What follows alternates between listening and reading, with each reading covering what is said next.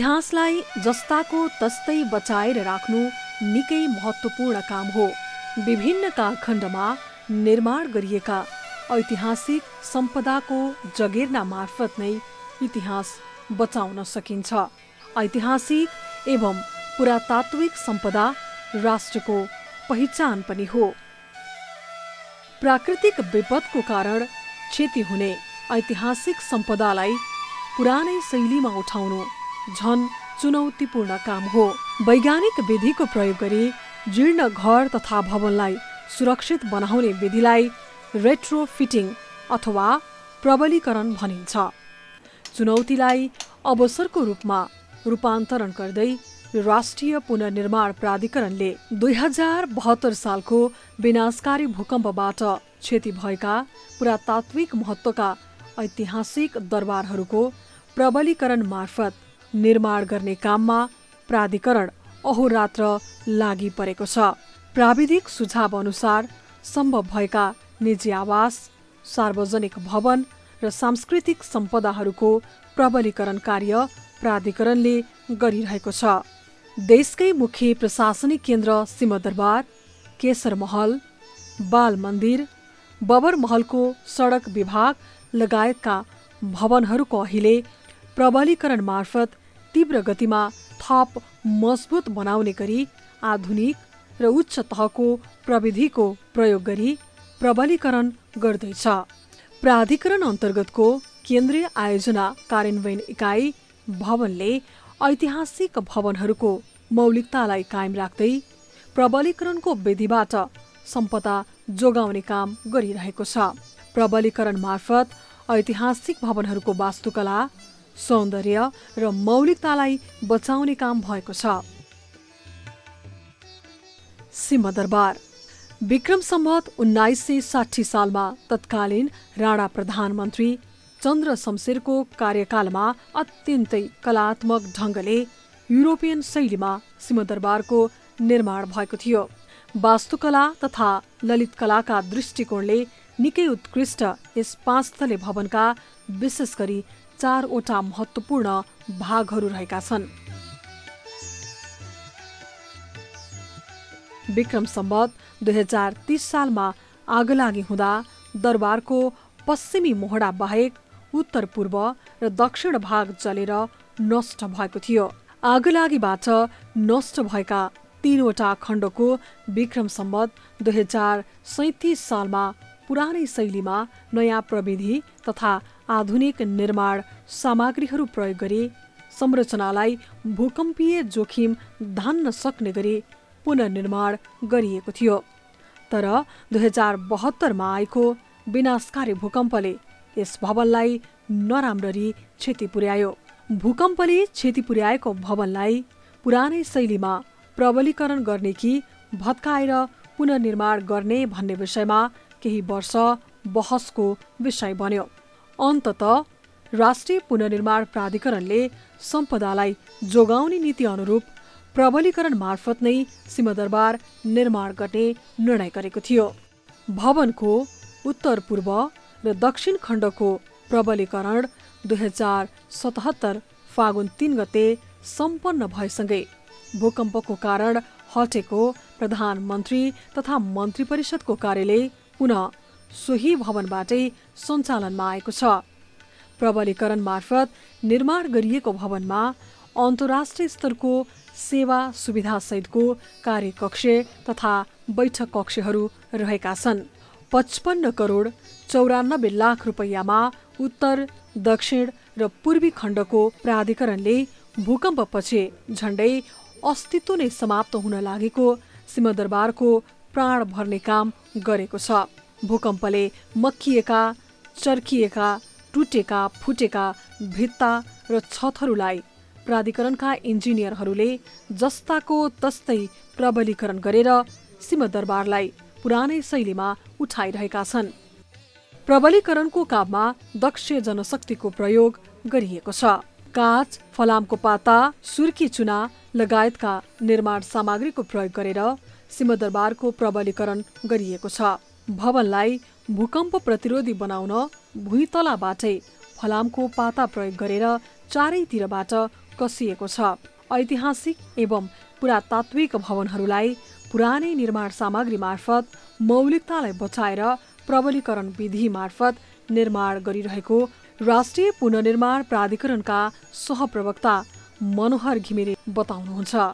विशेष गरिकन ऐतिहासिक महत्त्वका भवनहरू जुन चाहिँ अब अहिलेको समयमा त्यस्ता भवनहरू बनाउन सम्भव हुँदैन, जसले नेपालको इतिहास बोकेको छ, लामो समयको त्यसमा लगानी छ, हाम्रा त्यसका थुप्रै त्यसका सामाजिक सांस्कृतिक पक्षहरू जोडिएका छन्।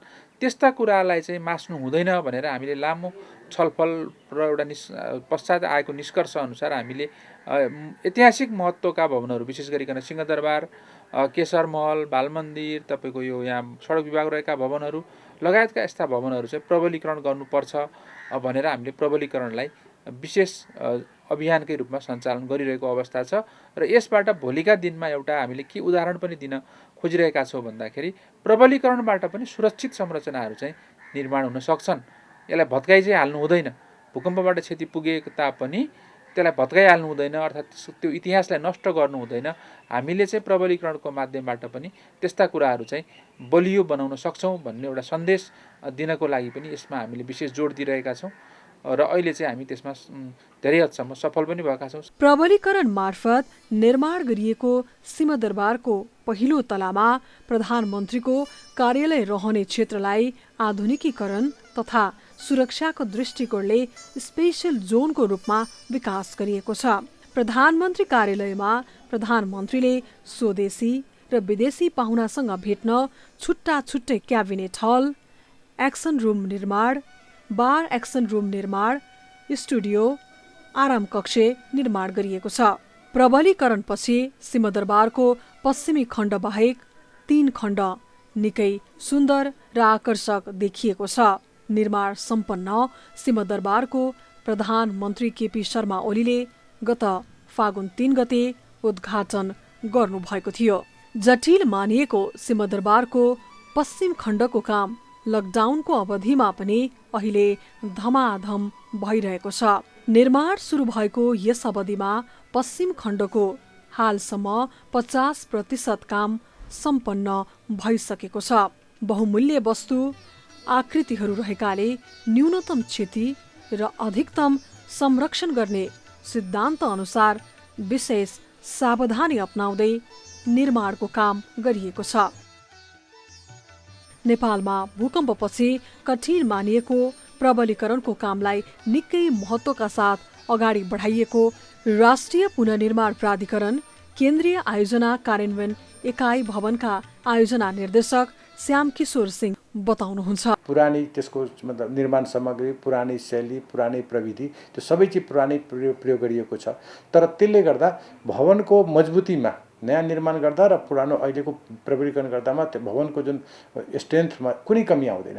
त्यो भूकम्प प्रतिरोधी भवन त्योभन्दा पनि अझ आउने यो भूकम्प जुन बारपाको भूकम्प हो त्योभन्दा पनि बढी रेक्टरको भूकम्प आयो भने त्यो भूकम्प थेक्न सक्ने किसिमको चाहिँ स्ट्रक्चर एनालाइसिस गरेर बनाइएको हो। सिंहदरबारलाई जुन स्ट्रक्चर एनालाइसिस गरियो उसको क्षतिको उसको चाहिँ जोखिमको यो भवनलाई कतिको जोखिम छ के छ भने यसको बारेमा विभिन्न विज्ञहरू बढ्दाखेरि एक थरीको राय विचार कस्तो आयो भने यसलाई चाहिँ भत्काउनु पर्छ।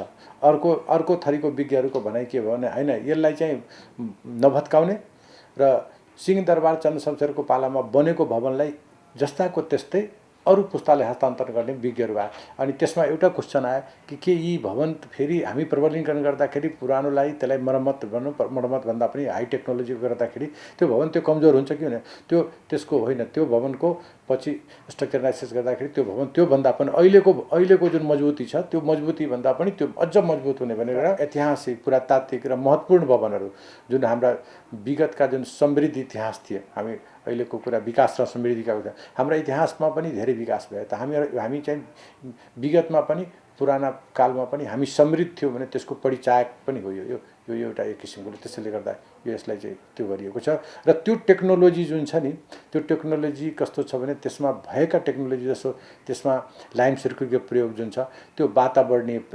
अनुकूलनको छ। प्राधिकरणले ऐतिहासिक कलाकृति समेत रहेका यस भवनको पुनर्निर्माणका क्रममा पुरातात्विक सम्पदाको संरक्षण गर्दै काम अगाडि बढाइएको छ।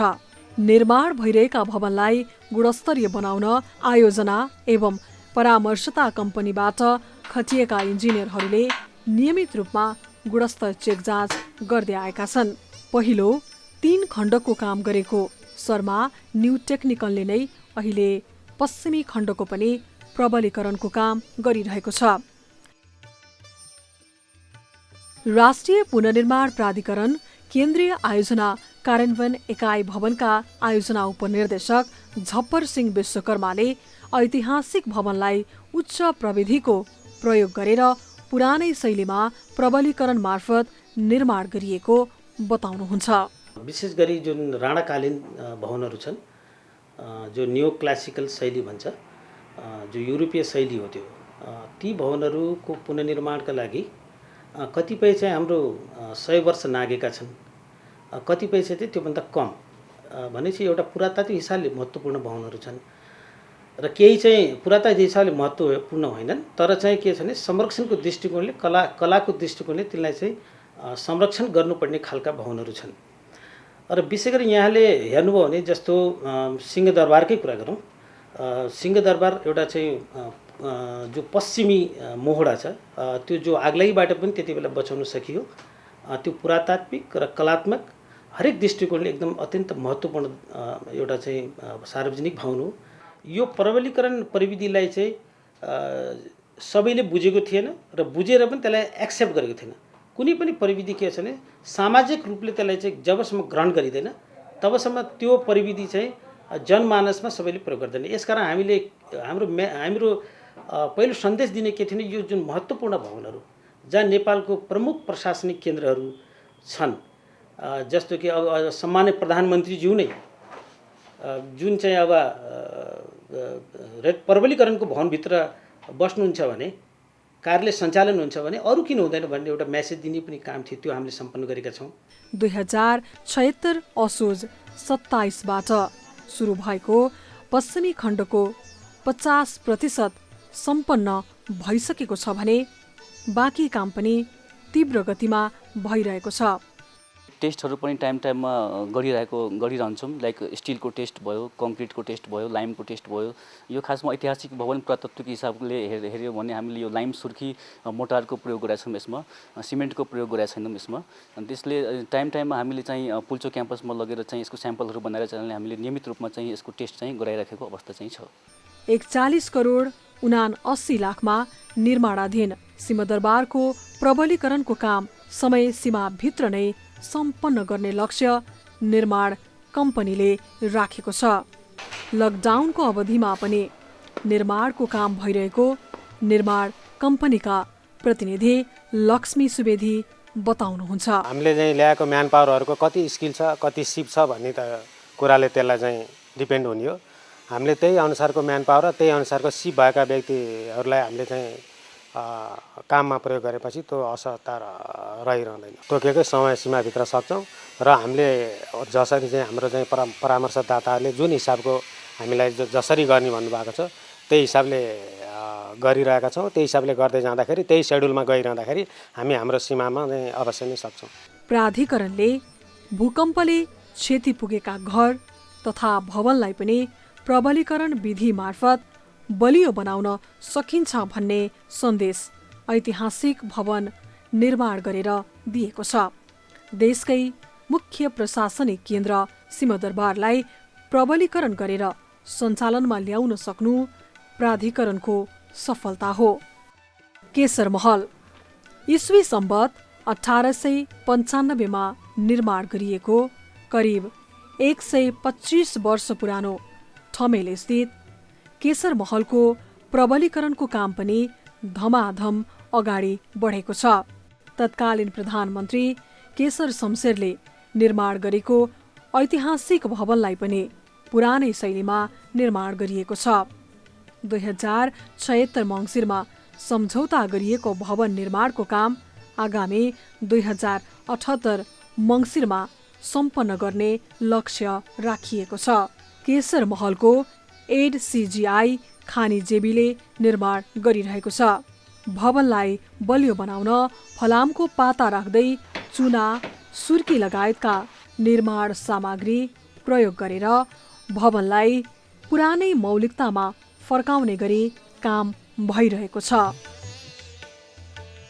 59 करोड 50 लाख रुपैयाँ बजेटमा पुनर्निर्माण भइरहेको भवनको हाल 40% काम सम्पन्न भएको छ। 3 तलाको यो भवन पुरानै शैलीमा अहिले प्रबलीकरण भइरहेको छ। भवनलाई तोकिएकै समयमा सम्पन्न गर्नको लागि आवश्यक जनशक्ति परिचालन गरेर काम गरिरहेको छ।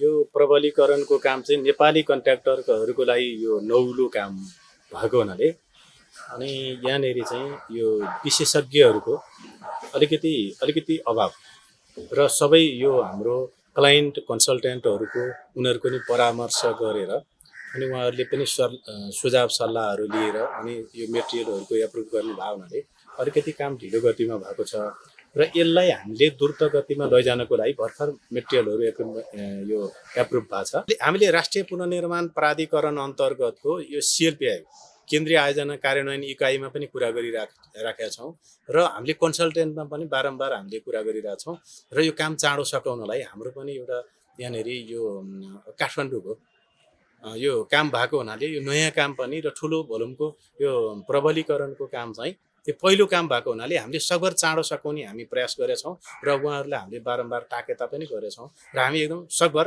टाइममै सकाउने प्रयासमा छौँ। भूकम्पले क्षति पुर्याउनु अघि केशर महलमा पुस्तकालय, शिक्षा मन्त्रालय समेत रहेको थियो। 43 रोपनी 2 आनामा रहेको केशर महलको भवन क्षेत्रले 7 रोपनी क्षेत्रफल ओगटेको छ। भवनलाई गुणस्तरीय रूपमा निर्माण गर्न आयोजना र परामर्शदाता कम्पनीबाट खटिएका इन्जिनियरहरूले नियमित सुपरभिजनको काम गर्दै आएका छन्।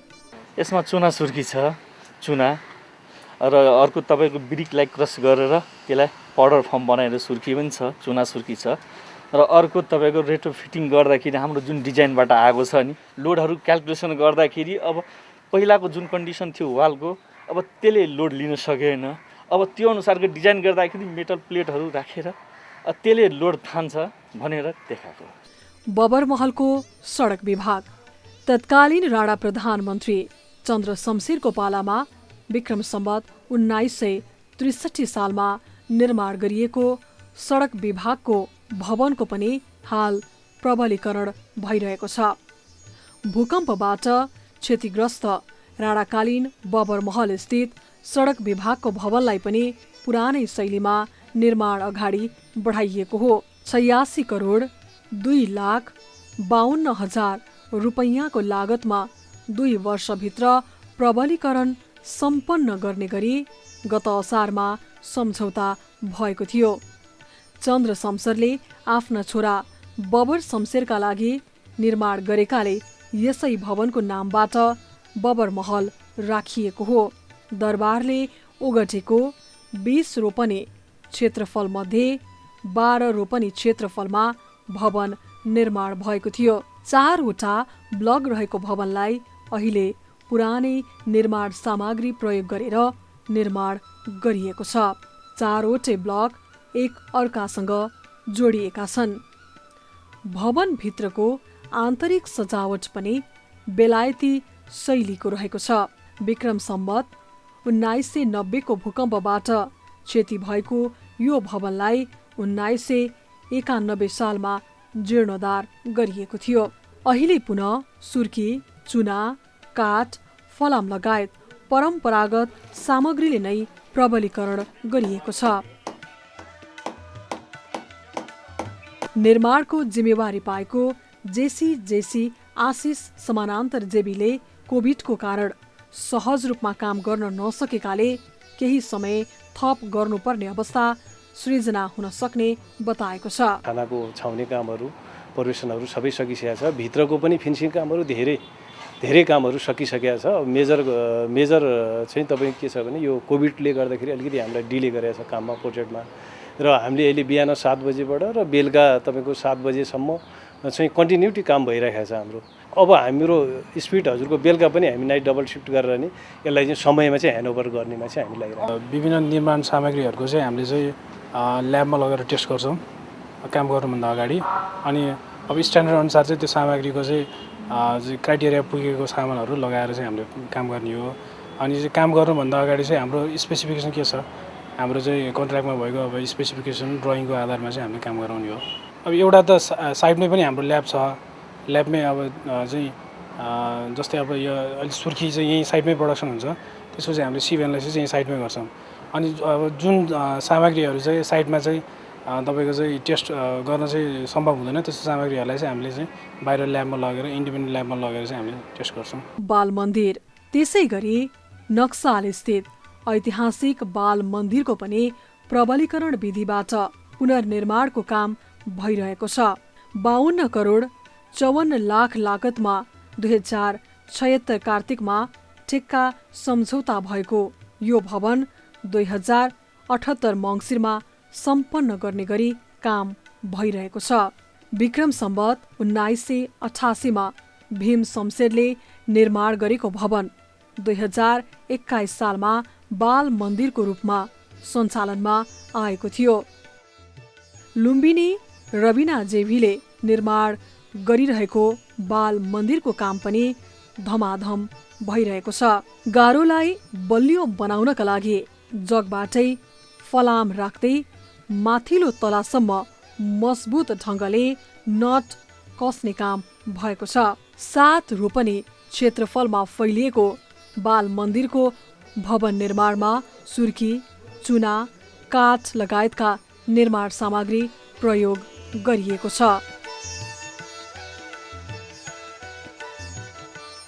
प्रबलीकरण मार्फत निर्माणाधीन भवनहरू समयमा सम्पन्न हुनेमा भने कोभिड-19 का कारण चुनौती थपिएको छ। प्राधिकरण गठन भएको यस अवधिमा निजी निवास निर्माणको कामलाई करिब सम्पन्न हुने अवस्थामा पुर्याइएको छ। भूकम्पले ध्वस्त बनाएका र क्षति भएका सरकारी भवनसँगै ऐतिहासिक एवं पुरातात्विक सम्पदाको पुनर्निर्माण एवं प्रबलीकरणलाई पनि अन्तिम चरणमा पुर्याइएको छ। र भविष्यमा चाहिँ प्रबलीकरणको अभियानलाई हामीले विशेष जोडका साथ लानुपर्छ। सँगसँगै म तपाईँको यहाँनिर के जोड्न चाहन्छु भने यो अहिले राष्ट्रिय पुनर्निर्माण प्राधिकरणले त भूकम्प प्रभावित 32 जिल्लामा मात्रै आफ्नो काम गरिरहेको छ। अर्थात् 32 जिल्लालाई मात्रै केन्द्रित गरेर पुनर्निर्माणका कामहरू प्रबलीकरणका कामहरू चाहिँ अगाडि बढाइरहेको छ। तर 32 भन्दा बाहिर पनि ठुलो नेपालको हिस्सा चाहिँ छ। त्यहाँका तपाईँका निजी आवासका घरहरू, सरकारी भवनहरू वा सांस्कृतिक सम्पदाका भवनहरू, सार्वजनिक भवनहरू, यी सबैमा पनि तपाईँको के त प्रबलीकरण चाहिँ विशेष अभियानको रूपमै नेपाल सरकारले एउटा विशेष निर्णय गरेर एउटा प्रबलीकरणलाई चाहिँ विशेष जोडका साथ सञ्चालन गर्न सक्यो भने भविष्यमा हुने जुन आउने विपदहरू छ त्यो विपदबाट कमभन्दा कम क्षति चाहिँ मुलुकलाई पुर्याउन सकिन्छ। त्यसकारण यसतर्फ चाहिँ सबै लाग्नुपर्छ। हाल पुनर्निर्माण भइरहेको भवनहरू राष्ट्रिय भवन संहिताले मागेको सुरक्षा प्रत्याभूत हुने गरी प्रबलीकरण गरिएको छ। पुरानै शैली, पुरानै निर्माण सामग्री, पुरानै पद्धति र पुरानै कलाकृतिलाई जस्ताको तस्तै तर बलियो प्रशस्तै भन्ने सिद्धान्तबाट प्रबलीकरण गरिएको छ। सरकारले यस अवधिमा 2072 सालको विनाशकारी भूकम्पबाट क्षतिग्रस्त रानीपोखरी, दरबार हाई स्कुल, धरहरा लगायतका ऐतिहासिक सम्पदाको पुनर्निर्माण सम्पन्न गरिसकेको छ। नेपालको मौलिक कला संस्कृति बोकेका ऐतिहासिक भवन एवं सम्पदाको संरक्षण गर्दै प्रबलीकरणलाई आगामी दिनमा पनि निरन्तरता दिन आवश्यक छ। आगामी दिनमा भूकम्पबाट हुन सक्ने जनधनको क्षतिलाई न्यूनीकरण गर्न सरकारले देशव्यापी रूपमा नै प्रबलीकरणको कामलाई अभियानकै रूपमा अगाडि बढाउन जरुरी छ।